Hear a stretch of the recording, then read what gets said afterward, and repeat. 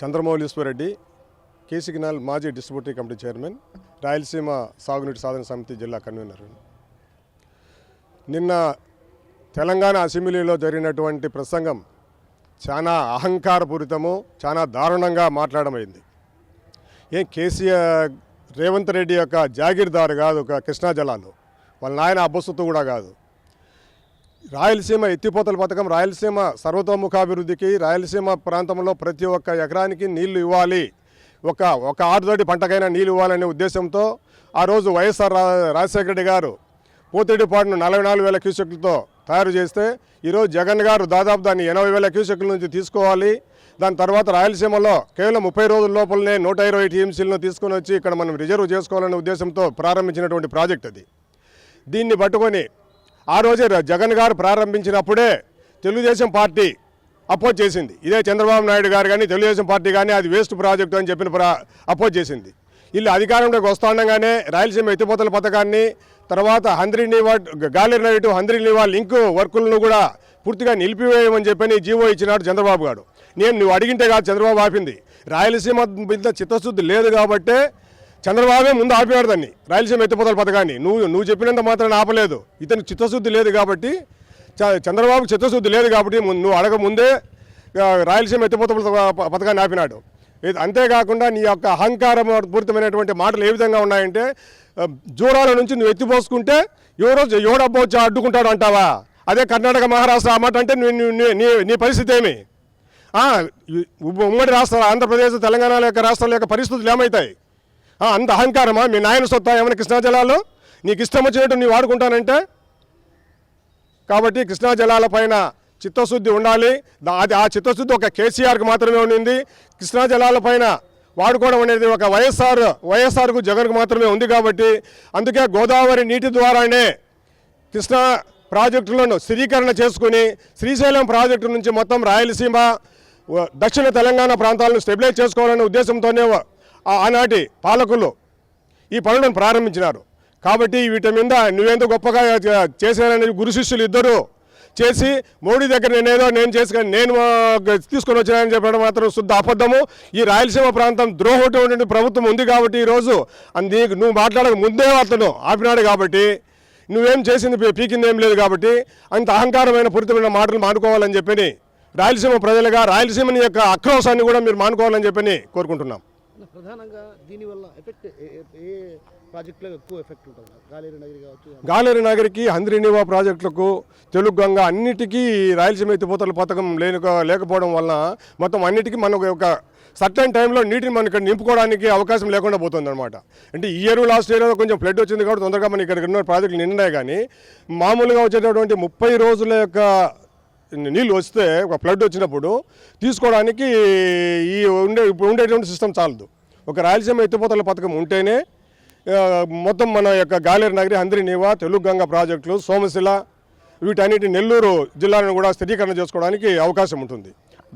అందులో భాగంగానే రాయలసీమ ఎత్తిపోతల పథకం చేపట్టి కుందు నదిని వెడల్పు చేసి సోమశిలను నింపాలనే ఉద్దేశంతో కూడా తొందరగా సోమశిలను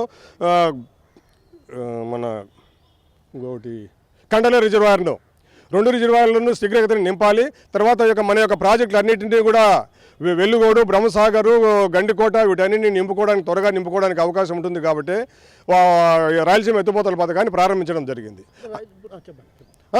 అందులో భాగంగానే కర్నూలు జిల్లాలో కొలిమిగుండ్ల దగ్గర ప్రస్తుతం నంద్యాల జిల్లా కొలిమిగుండ్ల దగ్గర పెట్టికోట అని చెప్పి 22 టీఎంసీల రిజర్వాయర్ను ప్రతిపాదన చేయడం జరిగింది. అదే పనిగా దేనేపల్లె, కడప జిల్లాలో ఉండే ముద్దునూరు మండలం దేనేపల్లె దగ్గర ఒక 20 టీఎంసీల రిజర్వాయర్లను కూడా తీసుకొచ్చి ఈ వాటర్ అన్నింటినీ నింపుకొని హంద్రీనీవాను కడప జిల్లా నుంచి, గాలేరు నగర్ నుంచి మొత్తం చిత్తూరు జిల్లాకు ఇక్కడ నుంచి నీళ్ళు ఇచ్చేటట్టుగా హంద్రీనీవా మొత్తం అనంతపురం జిల్లాకే పరిమితం చేసే విధంగా అయినటువంటి ఆలోచన విధానం ఉండింది. కానీ ఇటువంటి వాటిని అన్నిటినీ గండి కొట్టి ఈరోజు ఏదో నేను గోదావరి, పోలవరము, బనకచర్ల అని ప్రాజెక్టు తీసుకొస్తానని చెప్పని ఊరికి మాయమాటలు చెప్పడం తప్పితే తప్ప గోదావరి నీళ్ళు ఎంతసేపు ఉన్నా కృష్ణా డెల్టాకు, నాగార్జున సాగర్ స్థిరీకరణ చేసుకోవాల్సింది తప్ప శ్రీశైలం వరకు గోదావరి నీటిని తీసుకొని వచ్చే అవకాశమే లేదు. అనవసరమైన ఆలోచనలు, అనవసరమైన ఖర్చులు తప్పితే వేరే ఆలోచన లేదు. దీన్ని ప్రజలను మభ్యపెట్టే ఆలోచన తప్ప వేరే విధానమే కాదు. అంటే శ్రీశైలం నుంచి తెచ్చుకోలేమన్నా అంత కష్టం ఎందుకు? శ్రీశైలం నుంచి తీసుకొచ్చుకోవడానికి వాటర్ మనకు అంటే ఫ్లడ్ డేస్ చాలా తక్కువ ఉంటాయి కదా. ఫ్లడ్ డేస్ ఉండేటటువంటి మామూలుగా ఈ యావరేజ్ ఫ్లడ్ డేస్ వచ్చేసి సంవత్సరానికి 30 రోజులు మాత్రం ఫ్లడ్ డేస్ ఉంటాయి. ఇరుగు పొరుగు రాష్ట్రాల మధ్య సఖ్యత, సయోధ్య, సంప్రదింపులు అనేటువంటిది అధికారికంగా ఉండాలి. వ్యక్తిగత పరిచయాలు, గురు శిష్యుల బంధము, అదే ఇది వరకు తెలుగుదేశంలో ఆయన పనిచేశాడు, ఈయన నాయకత్వంలో పనిచేశాడు, ఈయన నాయకత్వంలో అంతకుముందు ఉన్నటువంటి ఓటుకు నోటు కేసు ఇట్లాంటి ఎన్ని వ్యవహారాల గురించి మాట్లాడేటువంటి సమయం కాకపోయినా కూడా, కానీ ఇవాళ ఒక ప్రాంత ప్రయోజనాలను ఒక వ్యక్తికి లేకపోతే ఒక రాష్ట్రానికి తాకట్టు పెట్టాలంటే ఏ ఒక్కరు కూడా అంగీకరించే ప్రశ్నే లేదు. పైగా చంద్రబాబు నాయుడు వల్ల గడిచినటువంటి గతంలో 9 సంవత్సరాల పరిపాలన, రాష్ట్రం విడిపోయిన తర్వాత 5 సంవత్సరాల పరిపాలనలో కూడా ఎప్పుడు కూడా రాయలసీమకు సంబంధించి ఒక్కటంటే ఒక్క ప్రయోజనాన్ని నెరవేర్చినటువంటి దాఖలాలు లేవు. కాబట్టి ఈ క్రమంలో మీ యొక్క వ్యక్తిగత పరిచయాల కోసమో లేకపోతే వ్యక్తిగత సంబంధాల కోసమో వీటిని ఒక ప్రాంత ప్రయోజనాలు తాకట్టు పెట్టాలని చూస్తే మాత్రం ప్రతిఘటన తప్పదు. ముఖ్యమంత్రి వైఎస్ జగన్మోహన్ రెడ్డి గారి హయాంలో 2020 మే మాసంలో జీవో నంబర్ 203 పేరుతో 6,829.15 కోట్ల అంచనా వ్యయంతో రాయలసీమ ఎత్తిపోతల పథకానికి నిర్మాణానికి శ్రీకారం చుట్టడం జరిగింది. దీని ప్రధానమైనటువంటి ఉద్దేశం ఏమంటే 3 రాష్ట్రాల మధ్య కృష్ణా నది నీటి వివాదాలపై ఏర్పాటైనటువంటి బచావత్ ట్రిబ్యునల్ తీర్పు ప్రకారము నీటి కేటాయింపులు ఏవైతే ఉన్నాయో రాయలసీమకు రావాల్సినటువంటి నికర జలాలు కూడా ఎస్ఆర్బీసీకి 19 టీఎంసీలు, కేసీ కెనాలు చివరి ఆయకట్టు అయినటువంటి కడప జిల్లాకు 10 టీఎంసీలు రావడానికి ఒక శ్రీశైలం బ్యాక్ వాటర్ నుంచి రావాల్సినటువంటి పరిస్థితి ఉంది. శ్రీశైలం బ్యాక్ వాటర్ నుంచి పోతిరెడ్డిపాడు హెడ్ రెగ్యులేటర్ గుండా రావాలంటే శ్రీశైలం కనీస నీటి మట్టం 854 అడుగులు ఉంటే తప్ప రాయలసీమకు నీళ్ళు వచ్చేటువంటి మార్గమే లేదు, అవకాశమే లేదు. ఈ క్రమంలో ప్రతికూల వాతావరణంలో కూడా నికర జలాలను త్రాగునీటి కోసం కూడా నీళ్లు తీసుకోలేనటువంటి దౌర్భాగ్య స్థితి రాయలసీమ ప్రజానికాంది. ఈ క్రమంలో రాయలసీమకు నీటి ఇవ్వడం కోసము పైగా వరద సమయంలో ఏదైతే ఉందో వరదను డ్రా చేయడం కోసం పోతిరెడ్డిపాడు హెడ్ రెగ్యులేటరు యొక్క సామర్థ్యం 44,000 క్యూసెక్కులు మాత్రమే. కానీ ఇవాళ రాయలసీమలో చేపట్టినటువంటి నీటి పారుదల ప్రాజెక్టులు కావచ్చు, దానికి అనుబంధంగా ఆయకట్టు కావచ్చు, నీటి అవసరాలు వినియోగం ఎక్కువ ఉంది. ఈ క్రమంలో ఈ ఫ్లడ్ టైంలో అయినా సరే నీటిని డ్రా చేసుకోవడం కోసం గతంలో ముఖ్యమంత్రి జగన్మోహన్ రెడ్డి గారు ఎప్పుడో ఈ రాష్ట్రానికి సంబంధించి ఏది కృష్ణా పెన్నారు ప్రాజెక్టు ఏదైతే ప్రతిపాదనలో గతంలో అటకెక్కించబడిందో ఇప్పుడు ఏదైతే సిద్ధేశ్వరం అలుగు ఏదైతే డిమాండ్లో ఉందో దానికి సబ్స్టిట్యూటుగా రాయలసీమ ఎత్తిపోతల పథకాన్ని తీసుకొచ్చి తద్వారా దుర్భిక్ష రహిత ప్రాంతంగా తీర్చిదిద్దడం కోసం ఈ ప్రాజెక్టును చేపట్టానని చెప్పి ఆ రోజు చెప్పడం జరిగింది. దానిపైన అప్పట్లో బీజేపీ గవర్నమెంటు వాళ్ళ తెలంగాణ రాష్ట్ర పార్టీ అధ్యక్షుడు బండి సంజయ్ నేతృత్వంలో కేంద్ర జల వనరుల శాఖ మంత్రికి ఉత్తరం రాయడం, వాళ్ళు ఆగమేఘాల మీద పనులు ఆపాలని చెప్పడము, అదేవిధంగా గ్రీన్ ట్రిబ్యునల్లో కూడా కోర్టులో వ్యాజ్యం దాఖలు చేయడం పర్యవసానం వల్ల ఈ ప్రాజెక్టు ఆపాలనేటువంటి ఆలోచన ఏదైతే ఉందో దానిపైన ఏపీ గవర్నమెంట్ కూడా ఆ రోజు పాలమూరు రంగారెడ్డి ఎత్తిపోతల పథకానికి హక్కులు అవకాశాలు లేవు, నీటి కేటాయింపులు కూడా లేవు. కానీ పాలమూరు రంగారెడ్డి ఎత్తిపోతల పథకము నిర్మాణ పనులు జరుగుతూ ఉన్నాయనేటువంటిది అబ్జెక్షన్ కూడా రైజ్ చేయడం జరిగింది. పైగా ఏమంటే ఇవాళ తెలంగాణలో కృష్ణా నది పైన ఉన్నటువంటి ప్రాజెక్టులు అన్నీ కూడా గ్రావిటీ పైన నీళ్ళు వచ్చేటువంటి అవకాశమే లేదు. ప్రతి ప్రాజెక్టు కూడా కల్వకుర్తి ఎత్తిపోతల పథకం కావచ్చు, పాలమూరి రంగారెడ్డి ఎత్తిపోతల పథకం కావచ్చు, ఎస్ఎల్బీసీ పథకం కావచ్చు, ఇవన్నీ కూడా శ్రీశైలంలో వచ్చిన నీటిని వచ్చినట్టు స్ట్రాబెట్టి లాగేటటువంటి ఎత్తిపోతల పథకాలు.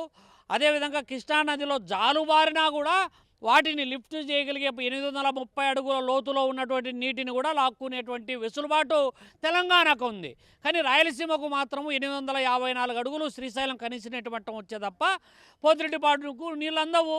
కాబట్టి ఈ అననుకూలమైనటువంటి ప్రతికూలమైనటువంటి పరిస్థితులను అధిగమించడం కోసము ఎక్కువ వరద వచ్చినప్పుడు నీటిని వాడుకునే విధంగా, తక్కువ నీటి ఉన్నప్పుడు కనీస త్రాగునీటి అవసరాలకు తీర్చడం కోసమైనా ఈ ఎత్తిపోతల పథకం ఉపయోగపడుతుంది.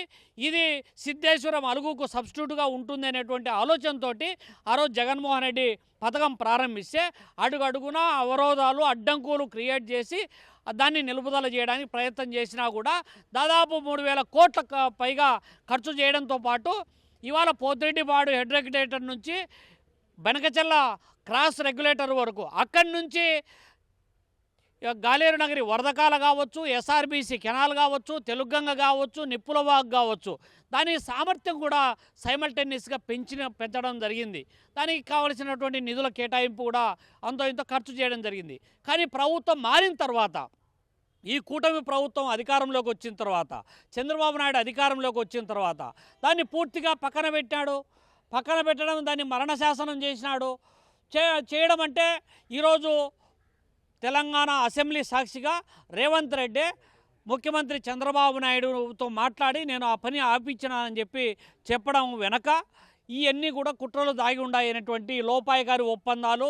అంటే ఈ రాష్ట్రాల ప్రయోజనాలను మీ యొక్క వ్యక్తిగత ప్రయోజనాల కోసము తాకట్టు పెట్టడం అనేది తీవ్రంగా ఆక్షేపించదగినటువంటి అంశం. పైగా రాయలసీమ నిత్యం కరువు, వలసలు, ఆత్మహత్యలకు నిలయంగా ఉన్నటువంటి, వేసవి ఆరంభంలోనే గుక్కెడు మంచినీటి కోసం కటకటా నాల్చినటువంటి దౌర్భాగ్య స్థితి నెలకొంటున్నటువంటి ప్రాంతంలో రాయలసీమకు నీళ్ళు ఇవ్వడానికి ఎన్ని మార్గాలు ఉన్నాయో అన్ని మార్గాలు ఆలోచించాల్సినటువంటి చంద్రబాబు నాయుడు ఇవాళ ఎక్కడో తెలంగాణ ముఖ్యమంత్రిగా ఉన్నటువంటి రేవంత్ రెడ్డి కళ్ళల్లో ఆనందం కోసం రాయలసీమ నోట్లో మట్టి కొట్టాలనేటువంటి దుర్మార్గ చర్యలు ఏవైతే ఉన్నాయో అవి చాలా దుర్మార్గపూరితమైనటువంటిది.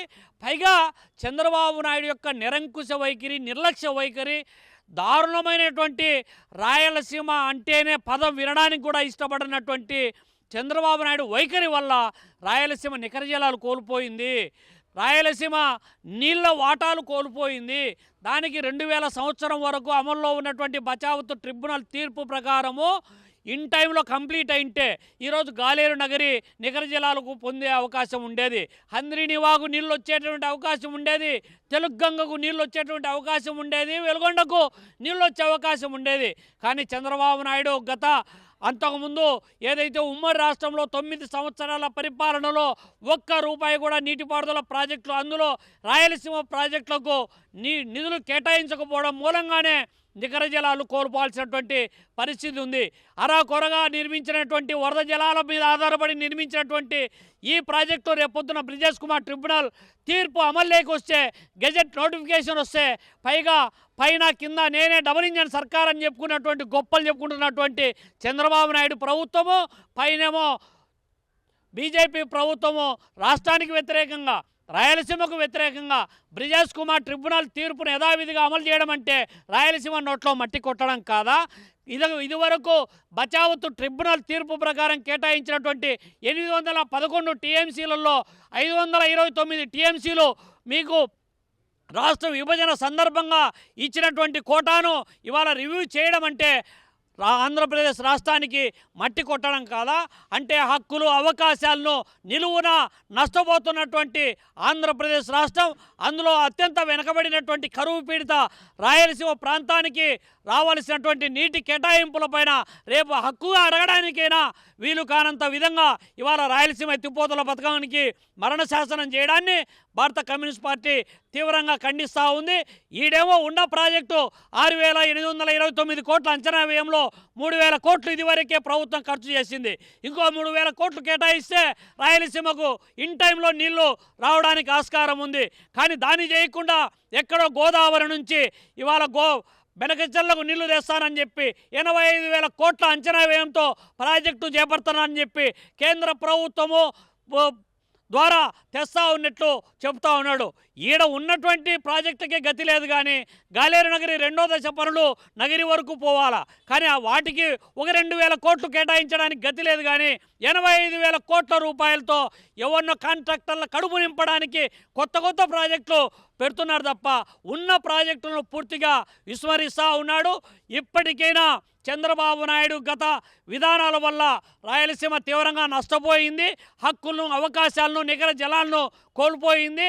ఇప్పటికైనా నీ యొక్క వైఖరి మార్చుకొని రాయలసీమ ఎత్తిపోతల పథకం గత ఉన్నటువంటి 3 సంవత్సరాల కాలంలో పూర్తి చేయకపోతే రాయలసీమలో చరిత్రహీనుడిగా చంద్రబాబు నాయుడు మిగిలిపోతాడని చెప్పి హెచ్చరిస్తా ఉన్నా.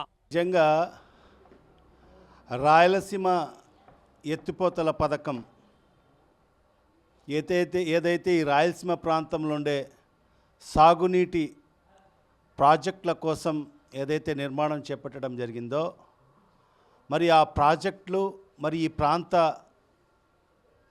ప్రజలకు మరి ఈరోజు ఈ రాష్ట్ర ముఖ్యమంత్రి శ్రీ నారా చంద్రబాబు నాయుడు గారు మరణ శాసనం రాశారన్న కఠోర నిజాన్ని మరి నిన్న తెలంగాణ అసెంబ్లీ సాక్షిగా అక్కడి ముఖ్యమంత్రి రేవంత్ రెడ్డి గారు మరి అన్ని నిజాలు చెప్పడం జరిగింది. మరి దీన్ని బట్టి చూస్తే మరి చంద్రబాబు నాయుడు గారు మరి రాయలసీమ ప్రాంత ద్రోహిగా చరిత్రలో నిలిచిపోవడం ఖాయంగా అనిపిస్తున్న పరిస్థితి స్పష్టంగా కనిపిస్తుంది. ఎందుకంటే రాయలసీమ ప్రాంతం అనేది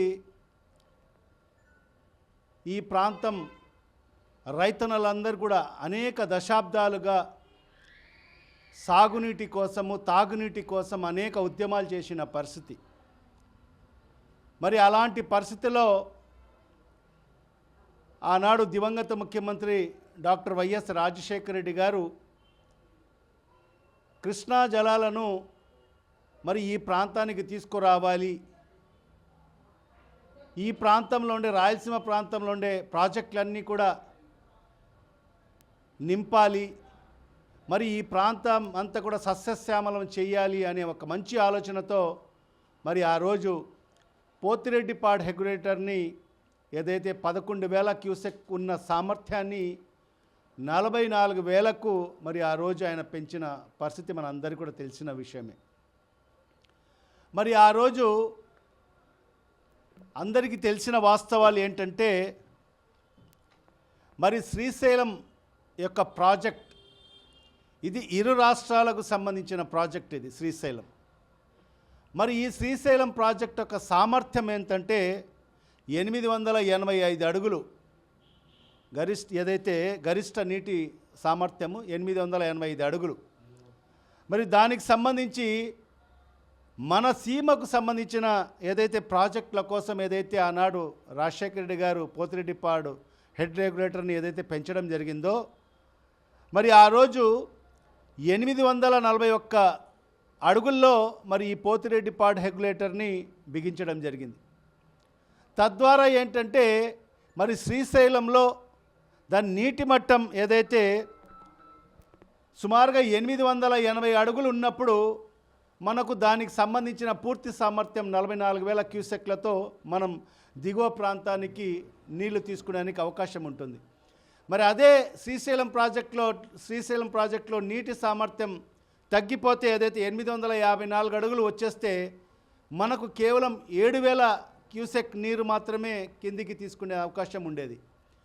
మరి అదే నీటి మట్టం ఇంకా తగ్గి 841 అడుగులకు వచ్చేస్తే మరి మనము కేవలం ఒక 2 క్యూసెక్లు మాత్రమే మరి అక్కడి నుంచి డ్రా చేసుకునే పరిస్థితి ఉండేది. మరి ఇవాళ చూస్తే మరి ఈ ప్రాజెక్ట్ ద్వారా మనము మన ప్రాంతంలో ఉండే ప్రాజెక్టులు ముందుగా చెన్నైకి మనం 15 టీఎంసీలు నీళ్ళు ఇవ్వాల్సిన పరిస్థితి ఉంది. మరి అదే పరిస్థితిలో ఎస్ఆర్బీసీకి 19 టీఎంసీలు, మరి తెలుగంగకు 29 టీఎంసీలు, మరి గాలేరు నగరికి 38 టీఎంసీలు, అంటే సుమారుగా 101 టీఎంసీ సరఫరా నీళ్లు సరఫరా చేయాల్సిన పరిస్థితి ఉంది. మరి ఈ ప్రాంతంలో ఉండే ప్రాజెక్టులకు అందరికీ కూడా 101 సామర్థ్యం 101 టీఎంసీలు. మరి మనకు నీళ్లున్నా కూడా మనము ఏదైతే వాడుకోలేని పరిస్థితిలో ఉన్నాము. మరి ఇవన్నీ కూడా గమనించిన తర్వాత మరి గతంలో 2020 సంవత్సరంలో మరి ఆనాటి ముఖ్యమంత్రి శ్రీ వైఎస్ జగన్మోహన్ రెడ్డి గారు మరి దీని ప్రాధాన్యతని మరి ఆ రోజు ఆయన గమనించడం జరిగింది. మరి ఈ ప్రాంతంలో ఉండే ఈ ప్రాజెక్టులన్నీ మరి నింపాలి అంటే ఈ ప్రాంతంని సస్యశ్యామలం చేయాలి. మరి ఈ ఆలోచనలతోనే రాయలసీమ ఎత్తిపోతల పథకం అని చెప్పి ఒక పథకాన్ని ప్రవేశపెట్టడం జరిగింది. సుమారుగా 4,000 కోట్ల రూపాయల వ్యయంతో. మరి ఆ రోజు ప్రారంభించినప్పుడు మరి దాన్ని 800 అడుగుల్లో ఉంటేనే నీళ్లు సామర్థ్యం ఉంటేనే శ్రీశైలంలో మరి మనం డ్రా చేసుకునే విధంగా మరి ఏదైతే రాయలసీమ ఎత్తిపోత పథకాన్ని మరి ప్రారంభించడం జరిగింది. మరి ఆనాడు కూడా మరి ఈరోజున్న ముఖ్యమంత్రి మరి నారా చంద్రబాబు నాయుడు గారు అయితేమి మరి అక్కడ ఎవరైతే తెలంగాణలో ఉన్న కొందరు నాయకులు మరి కోర్టు కూడా వేసిన పరిస్థితి. మరి ఇదే చంద్రబాబు నాయుడు కూడా దాన్ని అడ్డుకునే దానికోసం ఆ రోజు ప్రయత్నం చేసిన పరిస్థితి మనందరికీ కూడా తెలిసిన విషయమే. మరి దాన్ని ఏదైతే తెలంగాణ వాసులు ఏదైతే ఉన్నారో మరి దాన్ని ఈరోజు 778 అడుగులు మరి ఇద్దరికి సమాన హక్కులున్న శ్రీశైలం మీద 798 అడుగులు ఉండంగానే మరి తెలంగాణ ప్రభుత్వం ఏం చేస్తుందంటే విద్యుత్ ఉత్పత్తి కోసము కిందకు నీళ్లు వదిలేసి మరి ఏదైతే ఆ ప్రాజెక్ట్ని ఆ నీటిని ఖాళీ చేస్తున్న పరిస్థితి మనం చూస్తున్నాం. మరి అదేవిధంగా 800 అడుగులు నుంచే మరి అనేక అక్రమ ప్రాజెక్టులు నిర్మాణం చేసి మరి దానికి సంబంధించిన కల్వకుర్తి ఎత్తిపోతల పథకం అయితే ఏమి మరి అదేవిధంగా మరి మనకు సంబంధించిన ఏదైతే రోజుకు ఒక 2 టీఎంసీల నీళ్లు తోడుకునే దానికోసము పాలమూరు రంగారెడ్డి ఎత్తిపోతల పథకాన్ని కూడా మరి వాళ్ళు ప్రారంభించడం జరిగింది. మరి ఏనాడు కూడా ఈ చంద్రబాబు నాయుడు ప్రభుత్వం ఆనాడు ఏనాడు కూడా దానికి అభ్యంతరాలు చెప్పిన పరిస్థితి లేదు. మరి అలాంటిది ఈరోజు ఈ రాయలసీమ ఎత్తిపోతల పథకం ఏదైతే ప్రవేశపెట్టి ఈ ప్రాంత రైతన్నలకు ఆదుకోవాలని చెప్పి జగన్మోహన్ రెడ్డి గారు ఒక మంచి ఆలోచనతో ఏదైతే ప్రారంభించారో దాన్ని మరి అడ్డుకోవడము. మరి ఈరోజు తెలంగాణ ముఖ్యమంత్రి గారు రేవంత్ రెడ్డి క్లియర్ కట్గా స్పష్టంగా తెలంగాణ అసెంబ్లీ సాక్షిగా మరి చెప్పడం జరిగింది. మేమిద్దరము ఆంధ్ర ముఖ్యమంత్రి నారా చంద్రబాబు నాయుడు గారు నేను మరి ఇద్దరు కూర్చొని మాట్లాడుకొని మరి ఆయన్ని ఒప్పించి మరి ఏదైతే ఈ రాయలసీమ ఎత్తిపోత పథకాన్ని నేను ఆపివేయడం జరిగిందని చెప్పి మరి ఖరాఖండిగా కుండ బద్దలుగా అయ్యేటట్టుగా మరి చెప్పడం జరిగింది. మరి అది చెప్తూ కూడా ఒక నిజ నిర్ధారణ కమిటీ వేయండి, ఎందుకంటే నేను చెప్తున్న ఏదైనా అబద్ధాలేమో, మీరు స్పీకర్ గారు ఒక నిజ నిర్ధారణ కమిటీ వేయండి, మరి ఎంఐఎం నుంచి అక్బరుద్దీన్ ఓవైసీ గారికి పంపండి, బీజేపీ నుంచి మరి అదేవిధంగా బీఆర్ఎస్ నుంచి కూడా మరి నాయకులకు పంపించి మరి ఆ ఎత్తిపోతల పథకం పనులన్నీ కూడా ఆగిపోయాయో లేదో మరి మీరు కనుక్కోండి అని చెప్పి మరి అసెంబ్లీ సాక్షిగా చెప్పడం జరిగింది. అంటే దీని అర్థం ఏంటి? మరి ఇద్దరు అంటే గురు శిష్యులు ఇద్దరు కలిసి మరి ఈరోజు రాయలసీమకు ద్రోహం చేసిన పరిస్థితి వాస్తవమా కాదా అని చెప్పి మరి ఈ రాష్ట్ర ముఖ్యమంత్రి నారా చంద్రబాబు నాయుడు గారు రాయలసీమ వాసులకు సమాధానం చెప్పాల్సిన అవసరం ఉంది. మరి నిన్న తెలంగాణ ముఖ్యమంత్రి అంత కొండబద్దలయ్యేటట్టుగా మరి ఆయన ఏదైతే చెప్తే ఎందుకు మన ముఖ్యమంత్రి గారు ఎందుకు ఇప్పటి వరకు నోరు మెదపడం లేదు? మరి తెలుగుదేశం పార్టీకి సంబంధించిన ఇరిగేషన్ శాఖ మంత్రి ఎందుకు నోరు విప్పడం లేదు? తెలుగుదేశం పార్టీ మంత్రులు ఎందుకు నోరు మాట్లాడడం లేదు? మరి దీని మర్మం ఏంటి అంటే మీ శిష్యుని కోసం మరి తెలంగాణ ప్రాంతానికి మేలు చేసేదానికోసము మరి ఈ రాష్ట్ర ముఖ్యమంత్రిగా ఉంటూ మరి ఆంధ్ర రాష్ట్రానికి తీరని ద్రోహం చేస్తూ మరీ ముఖ్యంగా రాయలసీమ ప్రాంతం అత్యంత వెనుకబడిన ప్రాంతం. మరి ఈ ప్రాంతం గతంలో ఎవరు కూడా మరి ఈ ప్రాంతం గురించి ఆలోచన చేయని ప్రాంతం. మరి ఈ ప్రాంతంలోని అనేక మంది లక్షలాది మంది రైతన్నలు మరి సాగునీటి కోసం మరి ఈ ప్రాంత ప్రజలు తాగునీటి కోసం గుక్కడ నీళ్ల కోసం మరి అనేక ఉద్యమాలు చేసిన పరిస్థితి. మరి వీళ్ళని కూడా వీళ్ళ మనోభావాల్ని కూడా దృష్టిలో పెట్టుకోకుండా మరి ఏ రకంగా మీరు మరి మీ శిష్యునితో సంధి ఏర్పరచుకున్నారో ఈ రాష్ట్ర ప్రజలకు సమాధానం చెప్పాల్సిన అవసరం ఉంది. మరి ఇవన్నీ కూడా చూస్తుంటే ఖచ్చితంగా మరి ఈరోజు ఆ కోర్టుల్లో కూడా ఎక్కడ కూడా ఆ కోర్టుల్లో కూడా ఎక్కడ కూడా దానికి సంబంధించి తాగునీటి కోసం నీళ్లు తీసుకుంటా ఉన్నా కూడా దాన్ని కూడా మరి కోర్టులో వేసి ఆపిన పరిస్థితి. కోర్టులో కూడా ఇప్పుడుండే ప్రభుత్వం తెలుగుదేశం ప్రభుత్వం సరైన వాదనలు కూడా వినిపించని పరిస్థితి. అంటే సాగునీటి కాదు కదా, తాగునీటి కోసం తీసుకుంటున్నామని చెప్పి వాదనలు కూడా వినిపించిన పరిస్థితి. అంటే ఎవరిచ్చారు మీకు ఈ హక్కు? ఒక ముఖ్యమంత్రిగా ఈ రాష్ట్ర ప్రజలు మీకు హక్కు ఇచ్చారా? ఈ ప్రాంత ప్రజలకు అన్యాయం చేసే దిశలో, ఈ ప్రాంతానికి పూర్తిగా అన్యాయం చేసే దాంట్లో మీరు ఎవరిచ్చారు మీకు హక్కు? మరి మీ శిష్యునితో సంధి చేసుకునే దానికోసం, మరి ఈ రాయలసీమ ఎత్తిపోతల పథకాన్ని ఆపివేసేదానికోసం మీకు ఎవరు హక్కు ఇచ్చారు? మరి ఇవన్నీ కూడా ఈ రాష్ట్ర ప్రజలందరూ కూడా గమనించాలి. గతంలో కూడా మనం చూసాం, ఆలమట్టి డ్యామ్ కర్ణాటక రాష్ట్ర ప్రభుత్వం దాన్ని సామర్థ్యాన్ని, దాని హైట్ని పెంచుతూ ఉన్నా కూడా మరి ఏనాడు కూడా ఈ రాష్ట్రంలో కంబైన్ ఆంధ్ర రాష్ట్రానికి ముఖ్యమంత్రిగా ఉన్న నారా చంద్రబాబు నాయుడు గారు కూడా ఆనాడు ఎలాంటి స్పందించని పరిస్థితి కూడా మనం చూసాం. అంటే ఎవరితో అందరితో కూడా బాగుండాలి అని చెప్పి ఈ రాష్ట్రానికి తీరని అన్యాయం జరుగుతున్నా, ఈ రాష్ట్ర ప్రజలకు తీరని అన్యాయం జరుగుతున్నా, ఈ రాష్ట్రంలో రైతన్నులకు అందరు కూడా తీరని అన్యాయం జరుగుతూ ఉన్నా కూడా మరి మీరు ఎందుకు ఆ పనులను ఆపివేశారనేది ఈ రాష్ట్ర ప్రజలకు, మరీ ముఖ్యంగా రాయలసీమ ప్రాంత ప్రజలకు సమాధానం చెప్పాల్సిన అవసరం ఎంతైనా ఉంది. మరి మీరు ఏనాడు కూడా ఒక కొత్త ప్రాజెక్టు ప్రారంభించలేదు. మరి మీరు చంద్రబాబు నాయుడు అని చెప్పుకుంటే ఒక్క ప్రాజెక్ట్ అన్నా నేను ఫలానా ప్రాజెక్ట్ నేను ప్రారంభించాను, ఆ ప్రాజెక్టు పూర్తి చేశానని ఏదన్నా ఒక్కటంటే ఒక్క ప్రాజెక్ట్ ఉందా? లేదు. మరి అలాంటి ఆ రోజు ఆ మహానేత దివంగత ముఖ్యమంత్రి డాక్టర్ వైఎస్ రాజశేఖర రెడ్డి గారు మరి జలయజ్ఞం పేరుతో మరి అన్ని ప్రాంతాలు సస్యశ్యామలం చేయాలి, దాంట్లో భాగంగానే రాయలసీమ ప్రాంతం కూడా సస్యశ్యామలం చేయాలి అని ఆలోచనతో మరి ఈ ప్రాజెక్టులు తీసుకొస్తే మరి ఈరోజు జగన్మోహన్ రెడ్డి గారు కూడా తండ్రి అడుగుజాడలను నడుస్తూ మరి రాయలసీమ ఎత్తిపోతల పథకాన్ని ప్రవేశపెట్టి ఈ ప్రాంతానికి మరి కృష్ణా నీటిని తీసుకొచ్చి మరి ఈ ప్రాంతం కూడా సస్యశ్యామలం చేయాలి అని ఆలోచనతో ప్రారంభించిన మరి ఈ ఎత్తిపోతల పథకం కూడా మీరు నీరు కారుస్తున్నారంటే మరి ఇవాళ ఖచ్చితంగా ఈ రాష్ట్ర ప్రజలు మీకు క్షమించారని చెప్పి కూడా ఈ సందర్భంగా తెలియజేసుకుంటున్నా. ఖచ్చితంగా మీరు వెంటనే ఈ రాష్ట్ర ప్రజలకు సమాధానం చెప్పాల్సిన అవసరం ఉంది ఈ రాష్ట్ర ముఖ్యమంత్రిగా. ఎందుకంటే తెలంగాణ ముఖ్యమంత్రి చెప్పిన మాటలకు అది వాస్తవమా కాదా అని చెప్పి మీరు ఈ రాష్ట్ర ప్రజలకు సమాధానం చంద్రబాబు నాయుడు చెప్పాలని చెప్పి కూడా ఈ సందర్భంగా డిమాండ్ చేస్తున్నా. చరిత్ర సృష్టించినోడు ఇప్పుడు ఆ చరిత్రని తిరగరాయబోతున్నాడు. అబద్ధాల గోడల్ని బద్దలు కొట్టి నిజాలను రాగా మీ ముందుంచబోతున్నాడు. నిజమైన వార్తల కోసం వెంటనే డౌన్లోడ్ చేసుకోండి రా యాప్ని.